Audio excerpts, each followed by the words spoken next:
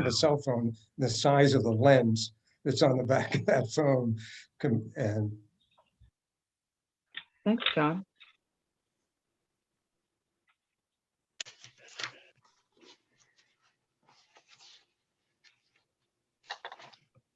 can you see my PowerPoint presentation? Yes. Yeah. All right, I will start this.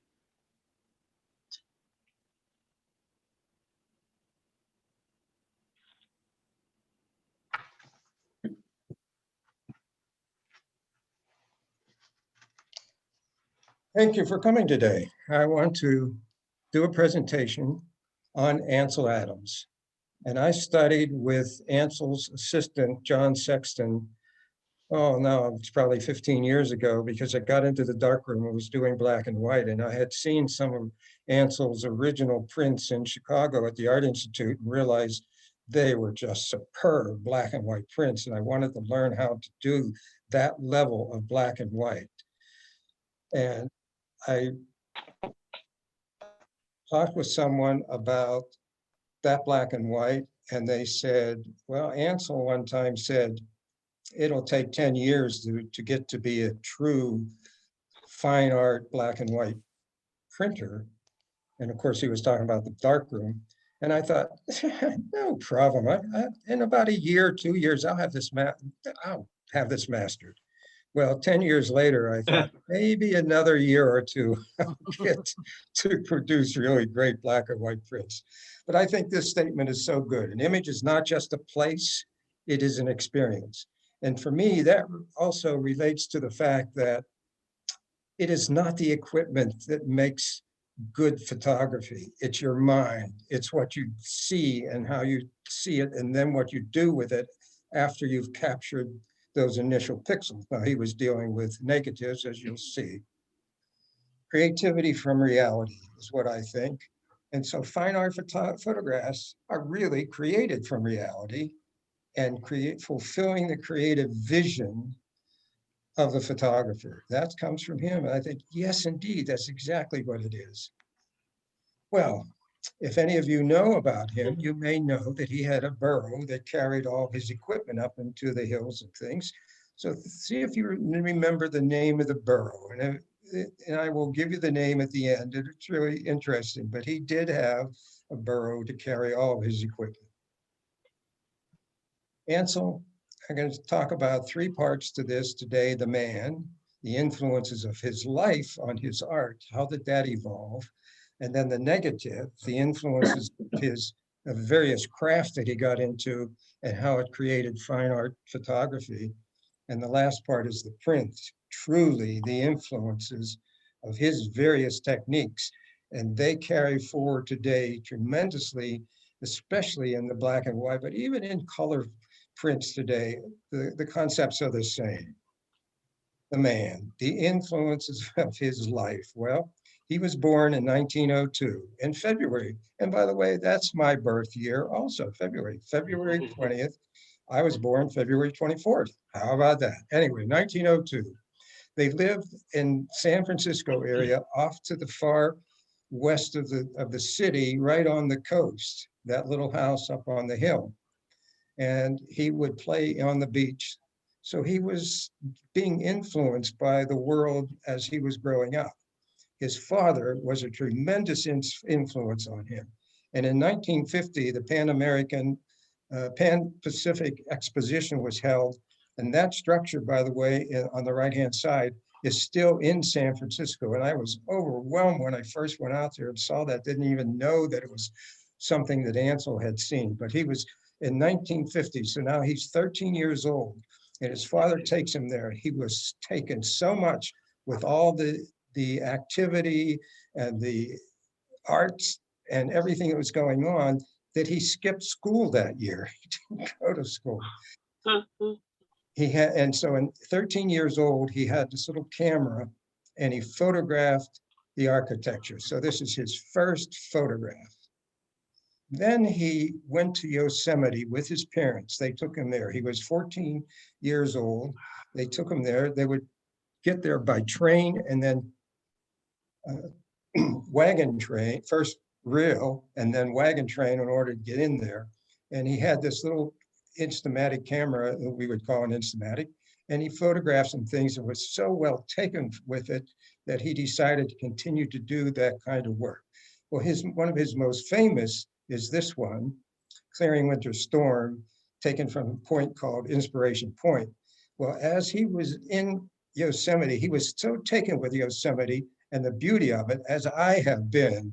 And as a result of him, I just was so taken with the beauty of it, of Yosemite. And one of the things about Yosemite National Park is that when you are in it, you truly are in it. There are 2,000-foot walls all around the Central Valley. It's not that you are just looking from an upper level on down, except for Inspiration Point.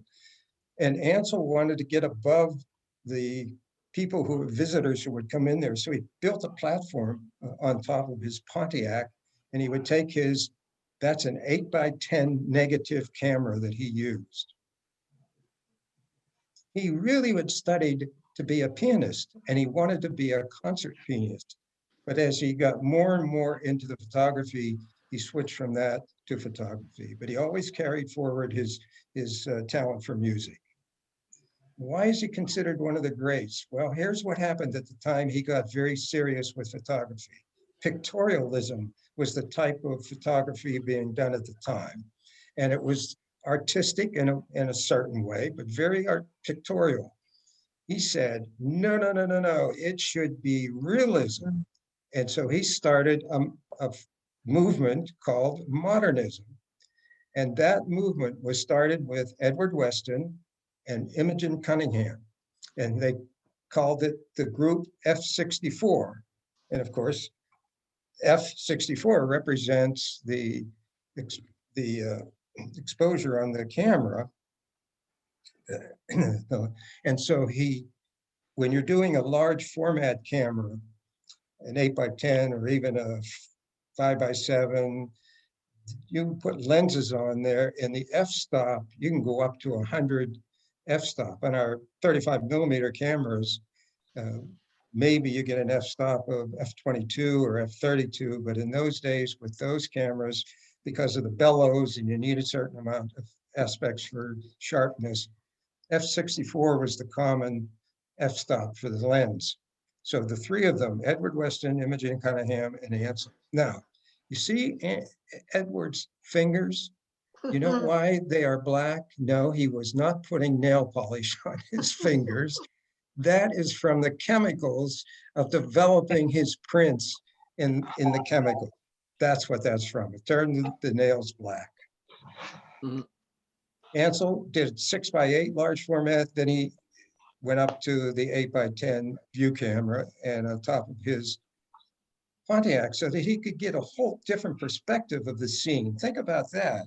I often, when I'm doing a workshop, have people say, get down low so that you get a different perspective, because the tendency is to be at the height of whatever you are, and that's your perspective. No, he would get up onto the top of the car and give him a very different perspective. He got into the darkroom, of course, and he was making his own prints. And he learned a lot of that from Edward Weston. And when he got in there, he realized that he wanted to make much larger prints. So instead of the enlarger pointing downward, he had it set up so that it would expose to the wall, and he could put a large piece of paper on the wall and expose. So it was very large, and he would do burning and dodging in the darkroom. And he would even, heavens forbid, spot a print with ink. It's really a spotting fluid. So he would fill in white areas where he needed, and he often would use a knife and scratch off pieces of the negative, which would have turned out to be white on the vinyl print, but he wanted it to be black or vice versa. So he actually adjusted the negatives in a number of ways. He then met Paul Strand, who was very, very good photographer. And Paul Strand showed him negatives to the level of having detail in the shadows and detail in the highlights. And he also was doing large format negatives. So I think they were 8x10s. And so he introduced Ansel to the 8x10 and to the aspect that the negative should have all the detail that's necessary to be shown on the final print. These are all strands, negatives, and then final print. So Ansel, that was 1925. Ansel just fell in love with Yosemite, and he eventually becomes, he lives there. He's a janitor in a sense, working in one of the areas there, and set up a darkroom. So Monolith, the face of Half Dome, was one of his first major steps forward, because he's hiking up the side of Half Dome and he's looking out there to see that. And he walks up to that little ledge that you see on the lower right-hand corner. He walks up there with his large 8x10, and he's thinking, oh, the sky is just pure blue. But he takes the shot and he gets all the details and the highlights and the shadows, everything. And then he put a red filter on the camera. And it was the first time that he had a black sky, because red blocks blue. So the red filter on the camera, when he captured the film on the film then would print as dark, and this half dome and the snow and the top ridge would be white against the black, which would create what I'm calling three-dimensionality. And I'll talk about that a little bit more. But it was the first major step for him of putting on a filter to change the aspects of light and capturing it on the negative. 1927. So he was born in 1902, so he's 25 years old. As a result of learning the aspects of details in the shadows and details in the highlights, he defined and produced what was called the zone system. Everything from pure black to pure white, and know in every part of the image where the tone is, so that he would know that he'd have detail in the shadows. And in most cases, he wanted the shadows to, if you look at the top, it says 0, 1, 2, 3, 4, 5, 6, up to 10. And zone 2, the third one from the left, is the first zone really where you get to have some shadow with detail. And zone 3 is the best. You see at the bottom of the fence that line comes down, and that's where zone 3 is located. There's detail that's dark, but it's detail. Where you see the steeple in the background is almost pure black, not pure black, but almost there. And there is nothing in this print, in this image, that is pure white. So he was always careful. And every one of those zones was one stop change in exposure. That's how he defined the zone system. So we will look at some aspects of his work. Monolith, the face of Half Dome, that's the first one that he produced and had that red filter. I'll talk about Clearing Winter Storms, and I will talk about the other ones here, the expressive, I call them expressive prints, Gates of the Valley, Oak Tree, and so on. We'll go through those and you'll see his work. But he also studied Timothy O'Sullivan's work. There was a book out by Timothy O'Sullivan, and Sullivan had photographed in Canyon de Chelly and a lot of other areas in the late 1800s, large black and white, and Ansel studied his work. And this is White House ruins in Canyon de Chelly, which is still there today. And one of the things that drove me out in that area was to go visit Canyon de Chelly and to see the White House ruins and where did Ansel photograph. So in 1873, Timothy O'Sullivan. And later in 1942, Ansel produced this image on the right, White House ruins. Look at the improvement, in a sense, of the composition, where he has placed the White House ruins and the difference of how they stand out. But you also notice that on Timothy O'Sullivan's black and white, there's detail in the shadow areas and detail in the highlights, especially you can see on my on my monitor, and so does Ansel's. And so he's really very sensitive to the zone system and capturing and doing the exposures in a way that the film will have everything he needs to produce a print. And the other irony of all that is at the time Ansel was shooting these kinds of images, film did not have a consistent ISO. It could vary. You could have the film rated as 100, but when you shoot it, it's really only a 50 or a 125. And so he would shoot an image twice. He would capture it with two different exposures, go home and develop the first negative and see if he needed to do adjustments in the development of the second negative to contain all the detail in the shadows and not blow out the highlights. So his first point, going up to inspiration point in 1935, and he was just taken with the whole valley. You see in the center of the print in the back, that's Half Dome, Bridalveil Falls in the lower right area. And so he captured this image. And there's an aspect here that stands out that I think is important. You'll see it even more so. You see in the far lower right corner, there's a tree sticking up. Ansel is becoming very sensitive to foreground, middle ground, background. And that tree creates even more of a sense of foreground. But watch. So as he goes forward in 1940, actually that was 35, yes. In 1940, he goes back up to the same location now in winter, and you see the foreground is more prominent, middle ground, background, and the sky is just very nice, but it can't compare to what he then produced in 1944, Clearing Winter Storm. And this became the most important print of his. I saw an original of this in Chicago. It is superb, just truly superb. All the detail and the fine printing. This is just striking. Oh, the interesting thing about this location, it's so easy to get to. When you go into Yosemite and you drive up the one road up to this, they now have a large parking lot at that location. And so everybody gets to see that, that scene from the parking lot. Ansel said, I feel that a future work, true work of art is like nothing else in the world.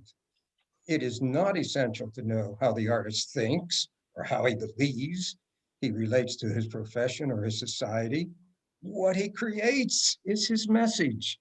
None of that other stuff is important. It's what he creates that is his message. And his other most famous print is this one. This is one of my favorites. Gates of the Valley, because I've been at that location so many times. Oh, and that location is on the main road in the valley. So when you drive in and go around the Central Valley, it's a one-way road. You stop, there's another parking lot. You stop right at this location and look across. That's El Capitan on the left, and forget the name, and the ones on the right. And in the middle, because the clouds are there, you can't see El Capitan or Half Dome, but it's there. But here's some interesting things about this image. He has a foreground and he's maneuvered the camera so that he has a highlight against a shadow, which creates three-dimensionality. You'll watch, and more as you see it, as we go through his images, how he is very sensitive to the composition of the image so that it creates that three-dimensionality. So that's a light against dark is a three-dimensional aspect. A dark against light is a three-dimensional aspect. So waiting for those clouds to move in a certain way so that everything is standing out three-dimensionally. This one is on the far western side of the national park in Lone Pine, California. He's there one day. He shoots a lot over there. And so he's there. And this, by the way, is a proof sheet, which means he took the negative, laid it on the enlarger on paper and just exposed it to see what he had captured. So this is his base exposure. Children, maybe the teen or whatever, some of the kids from Lone Pine had climbed up the mountain and carved into the mountain or painted LP up there. So when he did the negative, it had LP in it, and he scratched that off before he made the final print, scratched it off the negative. This is the way he presented that print from there, but you see he has detail everywhere, so he knows he can make that into this kind of image. Some very important things about this. He's standing on top of his car, waiting for that horse to turn sideways, and the light was just on the horse. So he says, I'm standing there in one of the books he's writing. He says, I'm standing there waiting because the horse had its butt to him. He wanted a sideways view. And so he's there and he's thinking, oh, the light is going to go before the horse turns. Da, da, da. The horse turned, he got the shot, and the light went away. Wow, timing. Here's a light area or a dark, middle dark area against a lighter area in the background, dark against the light all across that. And if you remember, here's the original. So he's emphasizing those aspects. And he has that highlight in the bottom with a darker area along the absolute bottom of the print. And then that matches up to the top area where he has a dark area on the top. And that struck me so much related to how should I control the viewer's eye? Well, if something's dark at the top, it brings the eye down into the image. Something dark at the bottom pushes your eye up, and your eye will go to the lightest areas. Another famous location in Yosemite, and I've passed that many times, it's maybe 40 feet off the main road. And I look over and I see this, and of course, being there all year long, so when there was a major snowstorm and everything was covered with the snow and ice, what a phenomenal opportunity to photograph that. And in the original print, if you can see it here on the left side, there's detail of the mountain behind the tree, and up in the upper right, there's detail. So there's, even in the bright areas, the snow, nothing is blown out in the print. There's texture in all of the white areas. He has two versions of this tree. One is this one, and the other one is he took an image, a negative with more of the trees that are on the right-hand side. And when I went into the Ansel Adams Gallery in Yosemite about 6 years ago, they had both prints. And actually, I liked this print much better than just the tree by itself. But this has also been produced on a poster, and it's one of the highest selling posters ever. It's just such a beautiful piece. This is my other favorite. This one and this one are my two overall favorites of his work.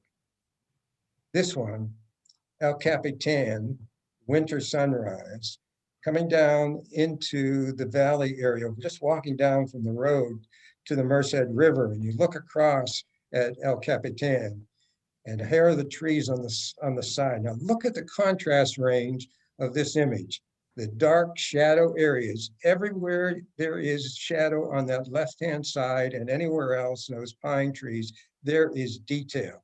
And the highlight on El Capitan and the clouds, detail. Think about the amount of f-stops from the highlights to the shadow in this image. And in order to keep this on the negative, Ansel came up with the process of compensating development. He would develop the negative in a way that the highlights would develop at a different rate than the shadows. And therefore also then he was taking multiple images of the same shot so that he could experiment as he was developing them and then decide what the final development process should be to have his print the way he wanted. This is spectacular print. See this print in person, it's just beautiful. Also along the road, in the main road in the valley, he saw this tree and he loved the shape of it. But this was shot in 1944. And to me, okay. Then he came at another time with the light coming from behind. And one of the things I've learned a lot from Ansel is the use of backlight, side light, rather than just front light or soft light. If we come back to this, there's backlight there, but it's not coming through the tree. It's just light on the background. When he came by this day and he saw that, light coming from the side, sort of from the side and the back. And I kept trying to find that location. I wanted to see where that was. And I thought, oh, it must be up in the hills. So I talked to John Sexton. He said, John, when you go around such and such, go down 1/4 of a mile and it's 15 feet off the side of the road. Okay. And I did, and I found it. Oh, another little story. So I had my 5x7 camera with me, and I thought, I'll just take the shot. So I'll get down here and set up my tripod, and I got all the film sheets together and so on. I shot it and got home, and no matter what I tried to do to develop that negative, it never worked. So I never got a shot of it. And I kept thinking, it's Ansel saying, get out of here, go get your own location, find your own shots that you want to do. So his most famous shot, which is not one of my favorites of his, but has sold the most of all of his prints, is Moonrise over Hernandez. And this is how it's produced and sold. It was sold in New York for $1 million recently. And okay, fine. But here's what happened. It was late in the evening. They were headed home, and he had his son with him and a friend. And he jumped out of the car because he saw the moon and he knew that the light was leaving very quickly on the foreground. They jumped out of the car. He asked his friend to get the tripod. So they're rushing it up, and he guessed at what the exposure should be based on the light from the moon. Here's the original print that he made. Yes, this is not a proof sheet print. This is a print that he made. And this is in 1941. That's the original print from the negative. So that is a proof print.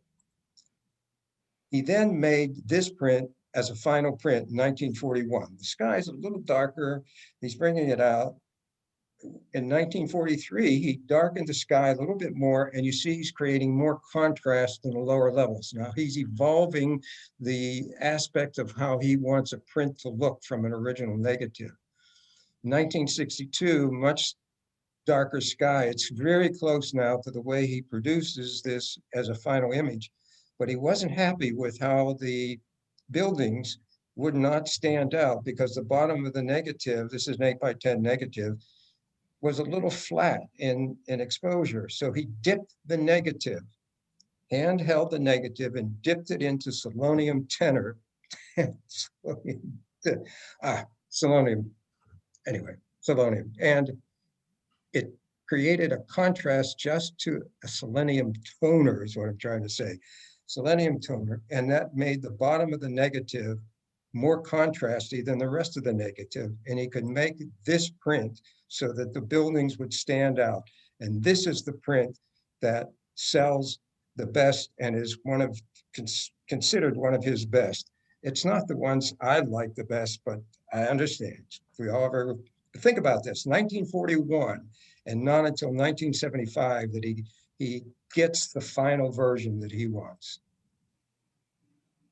So fine art photography, Ansel came up with the definition. It's in his books. First thing, good shadow detail in areas where the viewer would expect to see detail. That doesn't mean you may not have black in your image, but if your viewer expects to see detail, then it should have detail in the shadow areas. Meaningful highlights have detail, texture. They should not be paper white. No large areas of pure black unless used in a creative way to enhance the meaning of the image. So many people would say, well, what are you talking about? He says you have to have detail in the shadows, but he says, oh, no, he didn't say that every image you produce, every print you produce should have detail in the shadows. It's whether or not that's used in a creative way. If you are showing an image, a print, a full tonal range, then if your viewer expects to see detail in the shadows, they should see it, and texture in the highlights. The creative use of leading lines and containment lines. Ansel is an expert and one of the best in composition, leading lines, and what are called containment lines, and I'll talk about that. a balance of tones that provide an emotional content. And you remember the moonrise over Hernandez and by 1975 that it has an emotional content to it. So good shadow detail in areas where the viewer would expect to see detail. Here's my favorite image, and you look to see, and here's another one he produced, and you look at those and you will see detail in the shadows of those images. And the prints are just beautiful detail in those shadows. No large areas of pure black unless used in a creative way. Well, this on the left is one of Ansel's prints, and he is using it as a creative way to express this scene. And the viewer is not expecting to see detail in the shadows.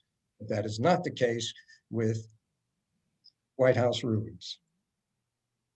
So yes, he used black and he used it in very creative ways. Meaningful highlights area have detail. No paper white without detail. Well, how about a scene like this? Think of the contrast range of the shadows to the highlights in these clouds.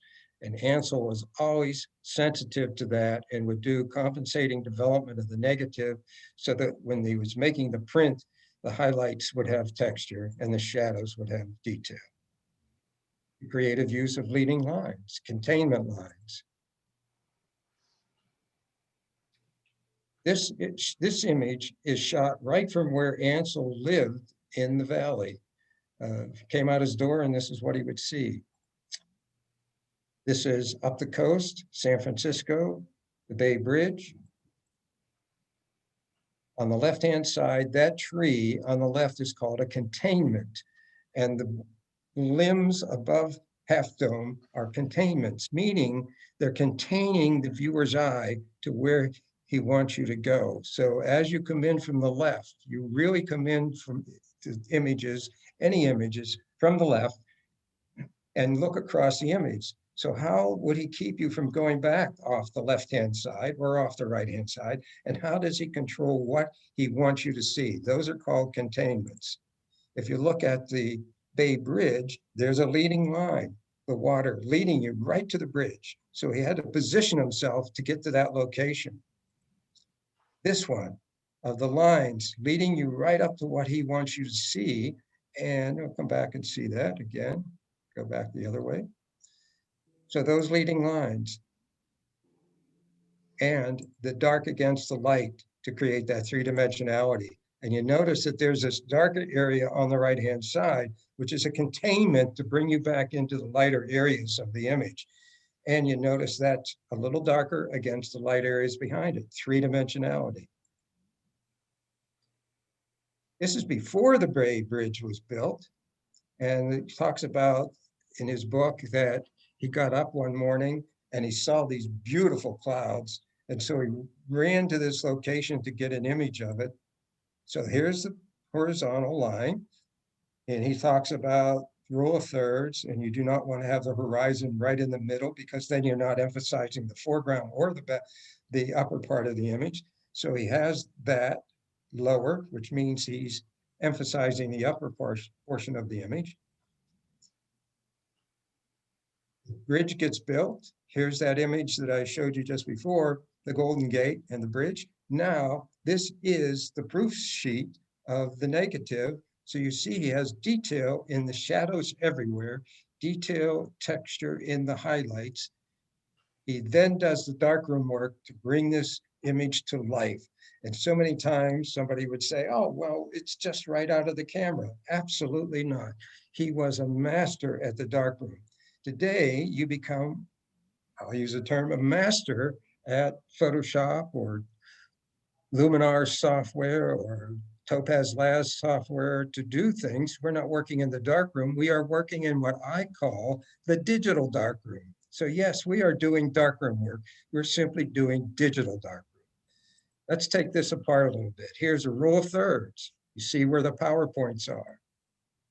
Here are leading lines. Look at those lines leading you in, not just the water, but the placement of the bridge for the PowerPoint and the leading lines of the mountains all work together to pull that image together for you. This is a very common area, not common, but a beautiful area in Yosemite. I've passed it a number of times also on the road and went down to look at it and had not his actual print, but a copy of his print with me. And a number of things come together. He was so sensitive to all the elements within an image compositionally. Watch.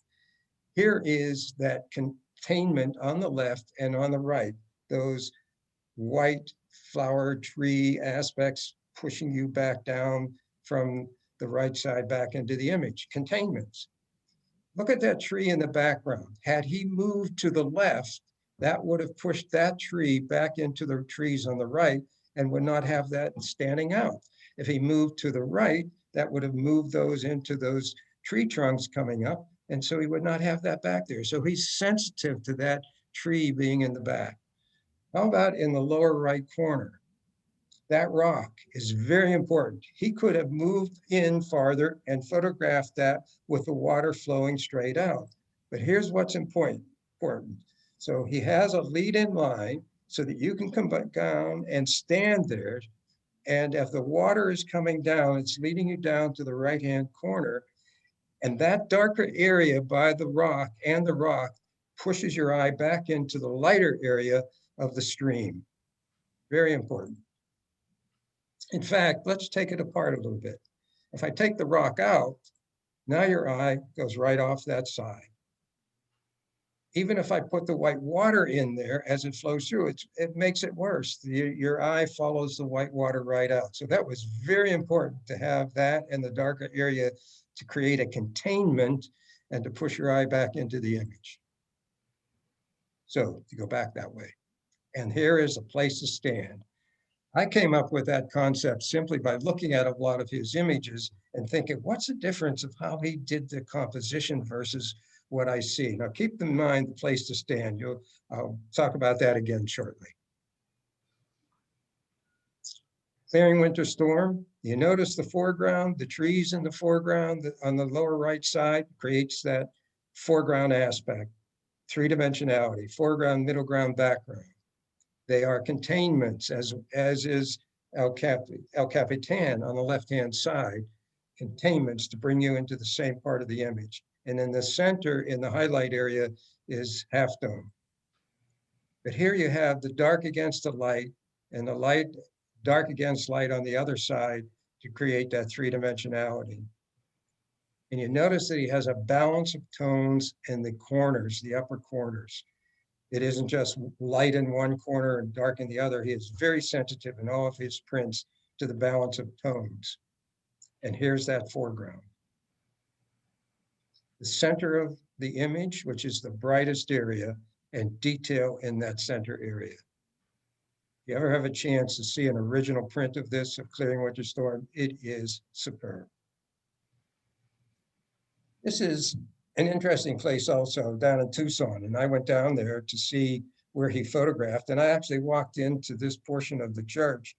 And as I saw it and was standing there and also had remembered his image and then came back and looked at his image again on the web, I thought, oh, it's interesting that he photographed it that way, where he could have photographed it like that. I'm just cropping this and I'm back to it. So you see the full image here. And for me, that pillar in the middle, that post, created two images for me. But he has, of course, the structure, which is really good on both sides. The tonal range is very good, shadow detail everywhere. But I thought, wow, it's really interesting that each part of this could stand on its own. This is one part of that image, and this is the other part. Not as interesting, but that is interesting to see the entire image and think they could stand on their own. Ansel's three-dimensional techniques. I've talked about that a little bit already, but let's look a little deeper. This also is one of the images that I've really enjoyed because I've stood in this location. This also is 10 feet off the main road. Now, it doesn't always have the water in the foreground. It has to be a certain time of year, but let's look at this image as a compositional structure. First of all, there's a place to stand.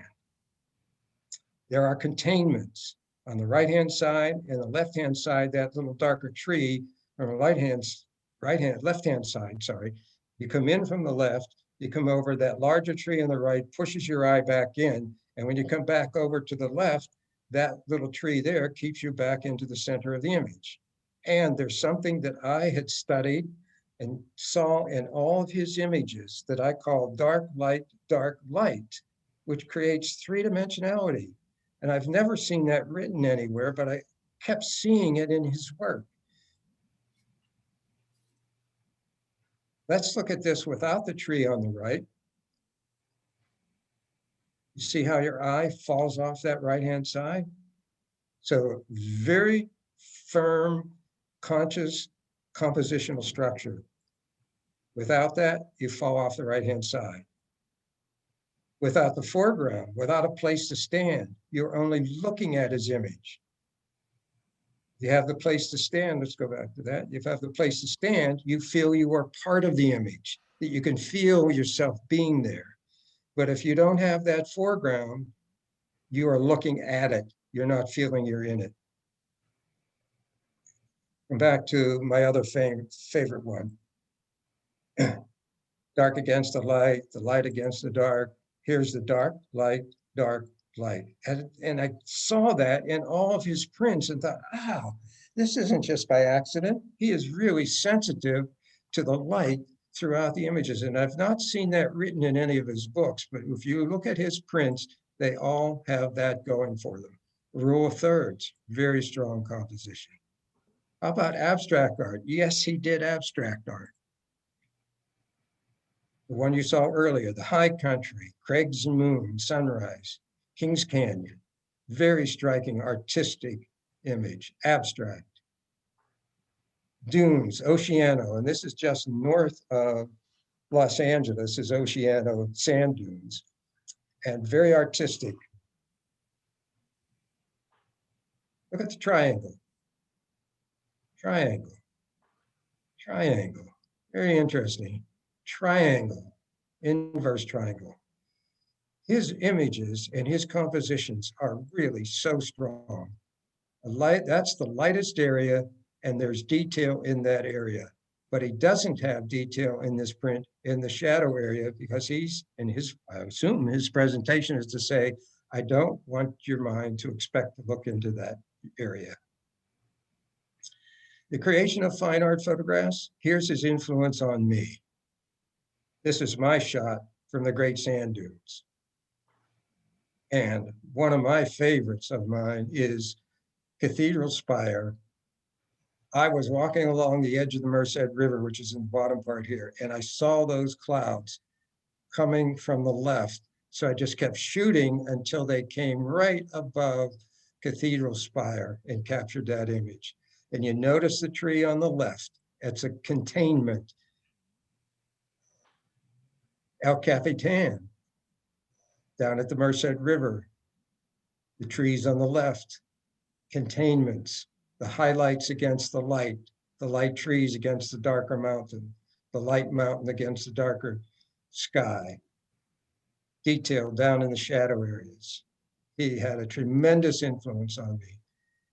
Was there in the winter, the most extraordinary time to be in Yosemite is when it is snowing, which is usually in February, January, February, of course. And it is spectacular. It's so beautiful, it's hard to even understand how pretty it can be. Did a panorama, standing down at the Merced. President Gerald Ford in 1975 met with Ansel, and President Jimmy Carter in 1980 presented him with the Presidential Medal of Freedom. If I could return in 20 years, I would hope to see astounding interpretations of my most expressive images. And his negatives are in Tucson, and they are available to be used by students, not to make final prints and take home, but to be used to learn how to make prints. And I thought it's so interesting that he would say, hope to see astounding interpretations. And also, I think he would think that the digital darkroom is just as effective and maybe even more so than the actual wet darkroom. So what was the name of Ansel's burrow? Nobody knows, I'm sure. It was called mistletoe. Uh, Ansel died in 1984, so he was 82 years old. I want to show you part 2 today of what I'm calling artistic simplicity. Images that have simple composition, strong composition, simple subject, stands out tremendously there. The first time it hits the screen, impact, impact. wow.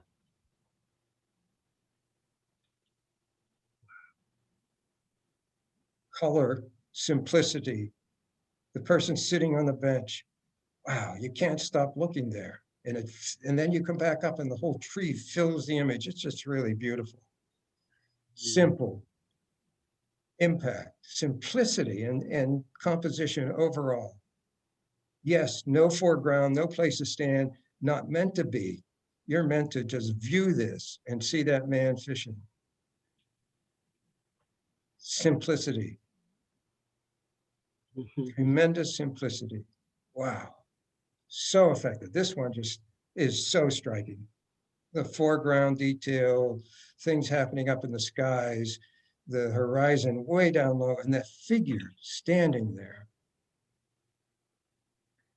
The single tree amongst all the snow dunes. Single tree.